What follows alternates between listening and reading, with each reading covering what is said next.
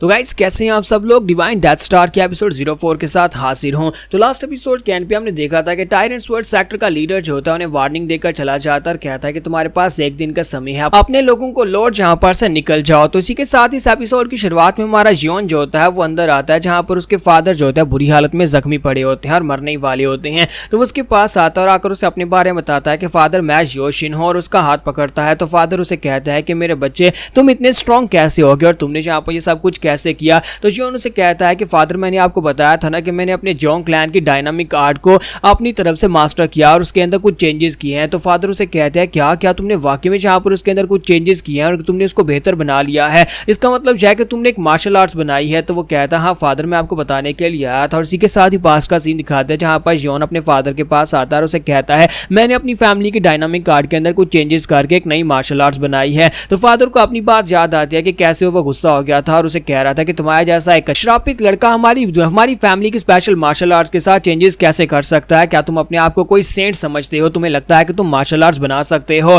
तो इसी के साथ सीन प्रेजेंट में आता है जहां पर फादर उसे कहता है कि इसका मतलब यह है कि तुमने वाकई में वो कर दिखाया और मैं तुम्हारे ऊपर ऐसे ही गुस्सा हो रहा था। तो जियोन उसे कहता है कि फादर कोई बात नहीं। तो फादर उसे कहता है कि हमारी जियोंग फैमिली की डायनामिक कार तुमने उसको पहले से बेहतर बना लिया और मुझे इस बात की बहुत ज्यादा खुशी है कि मेरा खून यानी कि मेरे बेटे ने जहां पर एक मार्शल आर्ट्स बनाई है। फादर वहां पर रोना शुरू कर देता है और कहता है कि मेरी फैमिली की यानी मेरे तीसरे बेटे ने जहां पर एक बहुत ही कमाल की डिवाइन मार्शल आर्ट्स बना दी है। तुम वाकई में एक मार्शल सेज बन सकते हो, तुम आगे जाकर एक बहुत ही महान मार्शल मास्टर बन सकते हो, लेकिन मैं कभी तुम्हें पहचान नहीं पाया। प्लीज मुझे माफ कर देना कि मैंने जहां पर तुम्हारे टैलेंट को वेस्ट होने दिया। अगर मैंने तुम्हें सपोर्ट किया होता तो आज यहाँ पर तुम एक बहुत ही कमाल के मार्शल आर्टिस्ट बनते। और साथ ही वहां पर रोते रोते उसे कहता है कि मेरे प्यारे बच्चे मुझे माफ कर देना। और फादर वहीं पर मर जाते हैं। तो फादर के मरने के बाद भी जियोन जो होता है वहीं पर उनके पास ही बैठा होता है। तो आज जियोन जो होता है उठकर खड़ा होता है, फिर साथ ही वहां पर साइड के ओवरसीयर की तरफ देखता है। ओवरसीयर के पास उसकी भतीजी होती है जो कि उसके भाई की बेटी, और साथ ही उसका जो सेकंड ब्रदर है वो भी अभी तक जिंदा है। तो ओवरसीयर उसे कहता है कि यंग मास्टर क्या तुम ठीक हो। तो वो कहता है हाँ मैं ठीक हूँ। और साथ ही उससे पूछता है कि हाई के बारे में क्या क्या वो ठीक है। तो ओवरसीयर उसे कहता है कि हाँ आपके बड़े भाई ने इसको सोते हुए किसी चीज के नीचे छुपा दिया होगा, इसी वजह से ये अभी तक जिंदा है, वरना वो लोग तो कमरे के अंदर घुस गए थे, वहां पर जाकर आपकी भाभी को भी मार दिया है। तो इसी के साथ ही वो कहता है कि अब हम लोग यहाँ पर से क्या करेंगे और कहां पर जाएंगे। तो जियोन जो होता है वो अपने बिग ब्रदर से कहता है कि ब्रदर तुम तो जोंगनैन में जा रहे हो ना, क्यों ना तुम यहाँ पर हाई को अपने साथ ले जाओ, ये भी एक बहुत ही कमाल की बच्ची है और टैलेंटेड है, और मुझे लगता है कि जोंगनैन सेक्टर के लोग इसे जरूर एक्सेप्ट करेंगे और वहां पर इसे एडमिशन मिल जाएगा। तो ब्रदर उसे पूछता है लेकिन तुम्हारा क्या, तुम कहां पर जाओगे। तो जियोन कहता है कि मैं अपना ध्यान खुद से रख सकता हूं। इसी के साथ ही साइड के ऊपर से मिस इल्शिन निकल कर आती है और उसे कहती है कि लड़के क्या मैं तुमसे थोड़ी देर के लिए बात कर सकती हूँ। तो हमारा जियोन जो होता है उसके साथ बाहर जाता है और उसे कहता है कि मास्टर क्या आप जा रही हैं। तो वो कहती है कि हाँ मैं बहुत ही जल्दी जाने वाली हूँ। तुम्हें भी पता है कि टायरेंट स्वर्ड सेक्टर के ओवरलॉर्ड के जहाँ पर अपीयर होने के बाद मुझे नहीं लगता कि हम लोग जहाँ पर टिक सकते हैं जब तक कि हम लोग अपने सेक्टर के महान एल्डर्स को बुलाकर ना लेकर आए, तब तक जहाँ पर तुम्हारी इस लैंड को वापस नहीं लिया जा सकता। तुम्हारा क्या क्या तुम जहाँ पर रुककर फाइट करना चाहते हो, क्योंकि मुझे नहीं लगता कि तुम लोग जहाँ पर फाइट कर सकते हो। क्या तुम रूइन फोर्ट्रेस सेक्टर में जाओगे अपनी मैटरनल फैमिली में। तो जियोनशिन कहता है कि हाँ मेरा प्लान तो यही है कि मैं फोर्ट्रेस सेक्टर में जाऊंगा और वहां पर जाकर अपने आप को स्ट्रॉन्गर बनाऊंगा, क्योंकि मेरे पास यहाँ पर और कुछ भी नहीं है जिससे मैं अपने आप को स्ट्रॉन्गर बना सकूं। तो वो उसे कहती है कि अगर ऐसी बात है तो क्यों ना तुम जोंगनैन सेक्टर में मेरे साथ चलो, मैं जहां पर तुम्हें रिकमेंड करती हूँ, क्यों ना तुम मेरे साथ जोंगनैन सेक्टर में चलो, वहां पर जाकर हमारे डिसाइपल बनो। तो जियोन कहता है कि मैम आपका बहुत बहुत शुक्रिया मुझे यहाँ पर ऑफर करने के लिए, लेकिन मुझे नहीं लगता कि मैं आपके साथ वहां पर जा सकता हूँ। मुझे पता है कि वहां पर जाने वाले लोग भी काफी महान मार्शल मास्टर बनते हैं। तो मिस इल्शिन उसे कहती है कि मैं तुम्हें किसी ऐसे वैसे का डिसाइपल बनने के लिए नहीं कह रही, बल्कि मैं तुम्हें अपने सेक्टर लीडर का डिसाइपल रिकमेंड करूंगी। हमारे सेक्टर लीडर अगर तुम्हें अपना पर्सनल डिसाइपल बनाएंगे तो तुम समझ सकते हो कि अगले सेक्टर लीडर तुम ही बनोगे। तो ये बात सुनते ही एल्डर्स भी बहुत ज्यादा हैरान होते हैं। तो जियोन वहां पर सोच रहा था कि अगर यहाँ पर ऐसी बात है, अगर मैं यहाँ पर जोंगनैन सेक्टर के सेक्टर लीडर का डायरेक्ट डिसाइपल बन जाता हूं तो इसका मतलब यह है कि अगर मेरे अंदर टैलेंट हुआ तो एक दिन मैं जोंगनैन सेक्टर का नया पैट्रियार्च बन जाऊंगा।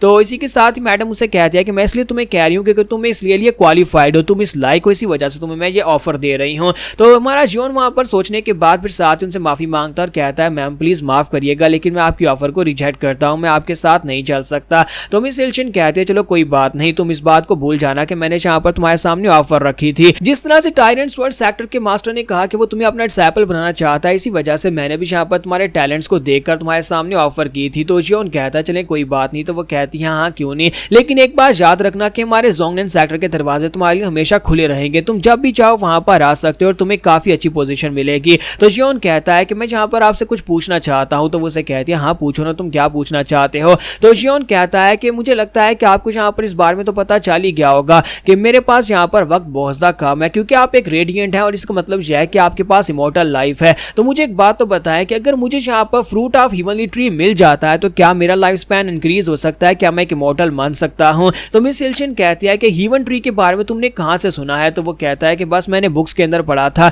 तो वो उसे कहती है कि वो एक खास ट्री है जो कि रूइंड फोर्ट्रेस लॉर्ड के अंडर है, यानी कि रूइंड फोर्ट्रेस लॉर्ड जो है वो इस ट्री की रक्षा करती है और उसके ऊपर एक बहुत ही पावरफुल फ्रूट उगता है, एक लेजेंडरी ट्रेजर जिसे यहाँ पर इमॉर्टैलिटी का पिल भी कहा जा सकता है। जो भी उस फ्रूट को खाएगा उसे इमॉर्टैलिटी का वरदान मिल जाता है और वो हमेशा जिंदा रह सकता है, उसकी लाइफ एक्सटेंड हो जाती है। तो हमारा जियोन वहां पर अपनी लाइफ को एक्सटेंड करने के बारे में सोच रहा होता है। तो मिस सिल्शन उसे कहती है कि मैं यहाँ पर एक रेडिएट तो हूँ, लेकिन मुझे नहीं लगता कि मैंने अपनी जिंदगी के आधे साल भी अभी तक जिए होंगे और मैं अभी तक यहाँ पर हीवनली ट्री के उस फ्रूट के लिए भी लायक नहीं हूँ, यानी कि मैं उस हीवनली ट्री को के पास जा भी नहीं सकती। अगर तुम्हें हीवनली ट्री का फ्रूट चाहिए तो तुम्हें यहाँ पर रूइंड फोर्ट्रेस लॉर्ड के पास से वो फ्रूट मिल सकता है, क्योंकि सिर्फ और सिर्फ वही है जो कि उस फ्रूट को किसी को भी दे सकती हैं, वो भी अपनी मर्जी से। तो जियोन कहता है तो इसका मतलब यह है कि बात सेटल हुई कि मुझे कहां पर जाना है और मेरा लक्ष्य क्या है, मुझे पता है कि मुझे क्या हासिल करना है। तो वो उसे कहती है लेकिन ये आसान नहीं होने वाला, जहां तक कि रेडिएंट्स भी उस फ्रूट को इतनी आसानी से हासिल नहीं कर सकते, क्योंकि वो एक सैक्रेड ऑब्जेक्ट की तरह है। हमारे जैसे रेडिएंट्स भी अगर वहां पर जाते हैं तो इतनी आसानी से उन्हें फ्रूट नहीं मिलता। तो जियोन कहता है लेकिन मेरे पास यहाँ पर और करने को कुछ भी नहीं है, अगर मुझे यहाँ पर इस दुनिया में अपना नाम बनाना है और साथ ही मुझे यहाँ पर डिवाइन ब्लेड ऑर्डर का नाम यूज करते हुए अपने लिए उस फ्रूट को हासिल करना पड़ा तो मैं उसको हासिल करूंगा।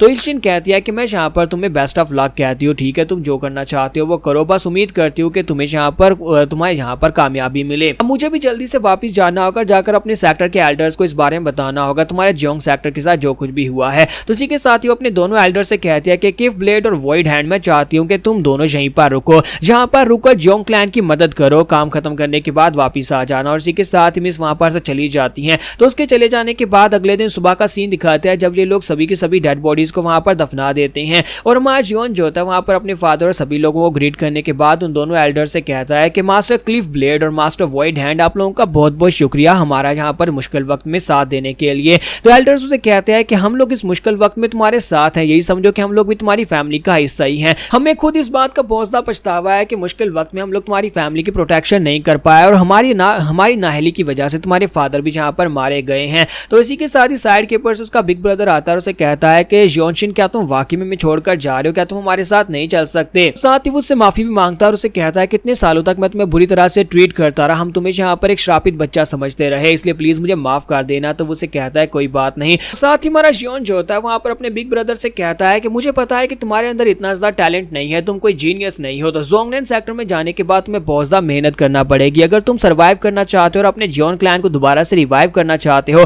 तो तुम्हें दिन रात मेहनत करना पड़ेगी। तो वो कहता है हाँ छोटे भाई, मैं यहाँ पर पूरी मेहनत करूंगा ताकि अपने सेक्टर को रिवाइव किया जा सके। साथ ही हमारा जियोन जो होता है वहां पर अपनी भतीजी हाई की तरफ देखता है तो वो उसे कहती है कि अंकल जियोनशिन क्या आप हमारे साथ नहीं चल सकते। तो वो कहता है नहीं, मैं तुम्हारे साथ नहीं जा सकता, मुझे अपने अलग रास्ते के ऊपर जाना पड़ेगा। तो यहाँ पर हम लोग अपनी एपिसोड 04 का एंड करेंगे और नेक्स्ट एपिसोड में देखेंगे कि हमारा जियोन फोर्ट्रेस सेक्टर के अंदर पहुंचेगा और वहां पर जाकर क्या इतनी आसानी से वो अंदर जा पाएगा या नहीं।